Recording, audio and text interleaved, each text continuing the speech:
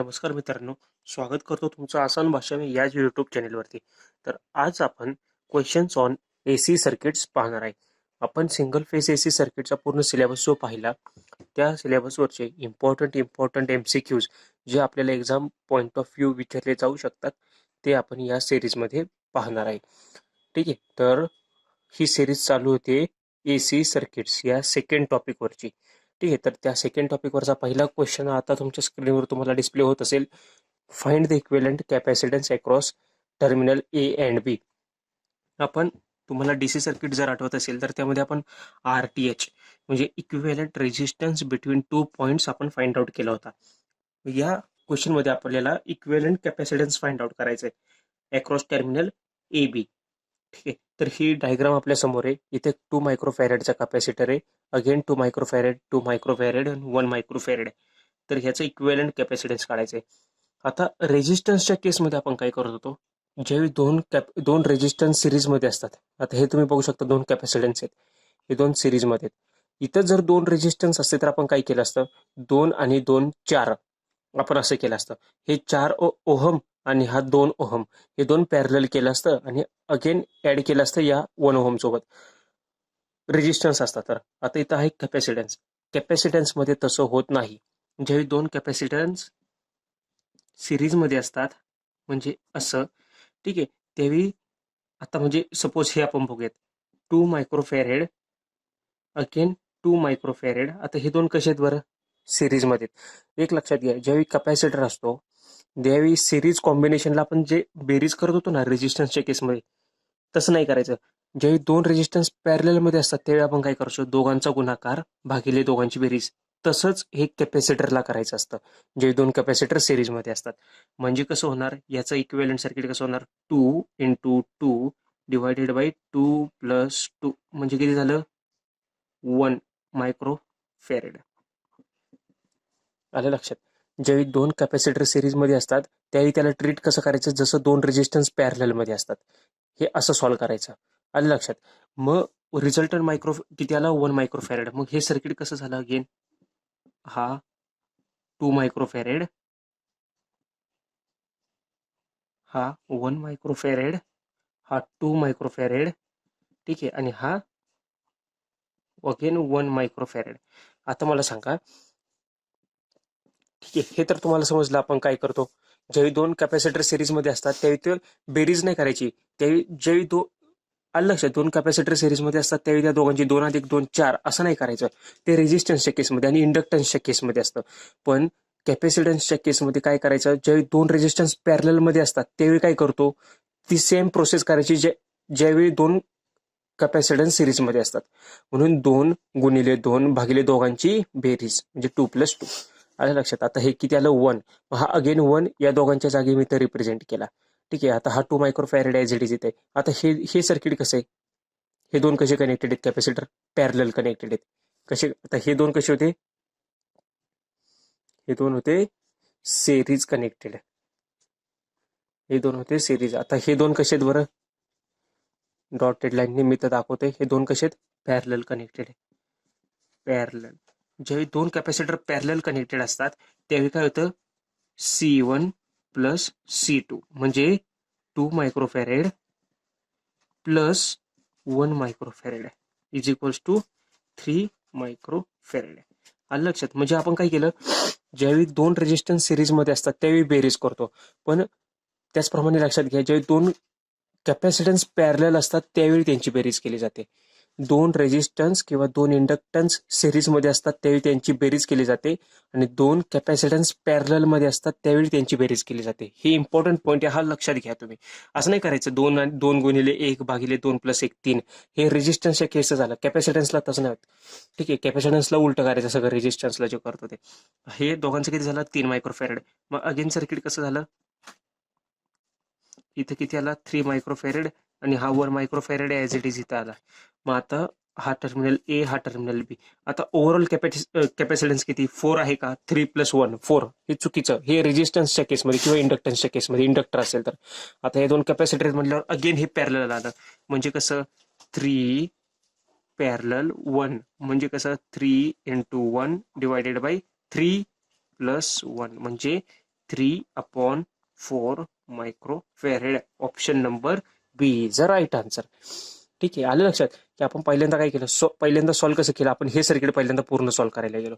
तर हे circuit solve करताना हे दोन सिरीजमध्ये आहेत. मग ज्यावेळी दोन कॅपॅसिटन्स सिरीजमध्ये असतात त्याला ट्रीट कसं करायचं, दोन रेजिस्टन्स पॅरललमध्ये असतात तसं ट्रीट करायचं. म्हणून आपण त्याचा आन्सर काढलं 1. ठीक आहे, मग हा 2 आणि हा 1, हे दोन पॅरललमध्ये असतात. Resistances in series and capacitances in parallel, त्यावेळी त्यांची बेरीज केली जाते. इथे लिहितो मी, हा पॉईंट नोट करून घ्या. 2 रेजिस्टन्सेस in series and 2 capacitors in parallel are equivalent. Equivalent in the sense what, की त्या दोघांची आपण बेरीज करतो. ठीक आहे, जे दोन रेजिस्टन्सेस इन सिरीज असतील त्यावेळी ते R1 प्लस R2 करतो, आणि दोन कॅपॅसिटर्स इन पॅरलल असतील त्यावेळी पण त्यांची C1 प्लस C2 करतो. अगेन हे जे दोन रेजिस्टन्सेस आहेत, या कॅपॅसिटरच्या जागी जर इंडक्टर असता तर काय केलं असतं, सेम रेजिस्टन्स सारखं ट्रीट करायचं. आता तुमच्यासाठी होमवर्क हा आहे की तुम्ही जे सॉल्व्ह करणार ना त्यावेळी तिथे कॅपॅसिटरच्या जागी इथं तुम्ही इंडक्टर प्लेस करा. इथं इंडक्टर 2 हेनरी 2 हेनरी 2 हेनरी आणि 1 हेनरी, आणि ते सॉल्व्ह करा आणि आन्सर बघा काय येते. त्यावेळी आपण काय करणार, नेहमीची केस म्हणजे 2 हे 2 + 2 4 म्हणजे 4 पॅरलल 2 हे सॉल्व्ह करा, आणि त्याच्यामध्ये आलेल्या आन्सरमध्ये 1 हेनरी ऍड करा, म्हणजे ते तुम्हाला इंडक्टर मिळेल. ठीक आहे, तर हा होता पहिला क्वेश्चन की ज्यामध्ये पण इक्विव्हॅलंट कॅपॅसिटन्स फाइंड आउट केला सर्किटचा. ठीक आहे, नाव second question. What is second question? Second question is that 4 म्हणजे 4 10 मायक्रोफॅरेडचे कॅपॅसिटर्स आहेत connected in parallel. Find the total capacitance. म्हणजे आपल्याकडे चार कॅपॅसिटर्स आहेत. ठीक आहे, त्या प्रत्येकाची व्हॅल्यू आहे 10 मायक्रोफॅरेड. म्हणजे कसं काढणार आपण, आणि ते कसे कनेक्टेड आहेत, पॅरलल कनेक्टेड आहेत. म्हणजे हा मी पहिला माईक काढला, दुसरा, तिसरा, चौथा, हे 4 काढले मी, हे 4चे 4 पॅरलल आहेत. ठीक आहे, हे असं. ह्यांची ह्याची व्हॅल्यू किती आहे, 10 मायक्रोफॅरेड. ह्याची पण 10 10 10 microfarad. Find the total capacitance. Total capacitance आपल्याला फाइंड आउट करायचं आहे. तर टोटल कॅपॅसिटन्स काय होणार बरं, की ज्यावेळी मी सांगितलं जर कॅपॅसिटर पॅरलल असतील तर आपण त्यांची बेरीज करतो. म्हणजेच काय होणार, C equivalent is equals to 10 + 10 + 10 + 10 microfarad. म्हणजे किती झालं आन्सर आपल्या ह्याचं, 40 मायक्रोफॅरेड. ठीक आहे, option number B is right answer. आता एक लक्षात घ्या, आपल्याला इथं क्वेश्चन मध्ये काय विचारलंय, 4 कॅपॅसिटर्स कनेक्टेड इन पॅरलल. आता इथं चेंज करून घ्या की 4 कॅपॅसिटर सिरीज मध्ये कनेक्टेड आहेत. म्हणजे कसं आलं असेल, 1 2 3 4. ठीक आहे, आता हे 4 कॅपॅसिटर कसे झाले कनेक्टेड सिरीजमध्ये, प्रत्येकाची व्हॅल्यू आहे 10 10 10 10. तर तर काय आलं असतं आन्सर. ठीक आहे, आता हे सिरीज कनेक्टेड आहेत म्हणजे आपल्याला ऍक्च्युअल मध्ये पॅरलल कॉम्बिनेशन करायचंय. तर 10 हे जे 4 आहेत, सिम्पलीसाठी काय करायचं, हे असे 2 सॉल्व्ह करून घ्या तुम्ही, हे 2 आणि हे 2. ठीक आहे, आता हे किती, 10 पॅरलल 10 आणि इथं पण 10 पॅरलल 10. मग कसं येणार, 10 × 10 डिवायडेड बाय 10 + 10 20. म्हणजे किती आलं, 5 मायक्रोफॅरेड. म्हणजे हे दोन्ही पण 5 मायक्रोफॅरेड. मग अगेन सर्किट कसं आलं, हा एक, हा एक. ठीक आहे, इथं 5 इथं 5. आता हे अगेन 5 काय आलं असतं, 2.5 मायक्रोफॅरेड.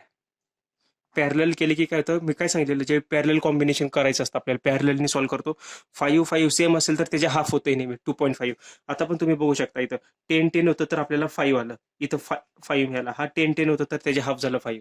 ठीक आहे, तर ह्याचा आन्सर किती आला, 2.5. मग हे 2.5 आन्सर कधी येतं, ज्यावेळी हे सिरीजमध्ये असेल तर, आणि हे पॅरललमध्ये असेल तर 40 आन्सर येतं. हे समजलं तुम्हाला, पॅरललला बेरीज करायची, आणि सिरीज असेल तर रेजिस्टन्सला केसमध्ये कसं करायचो आपण, गुणाकार आणि खाली भागाकार, ती स्टेप यूज करायची सिरीजला कॅपॅसिटरसाठी.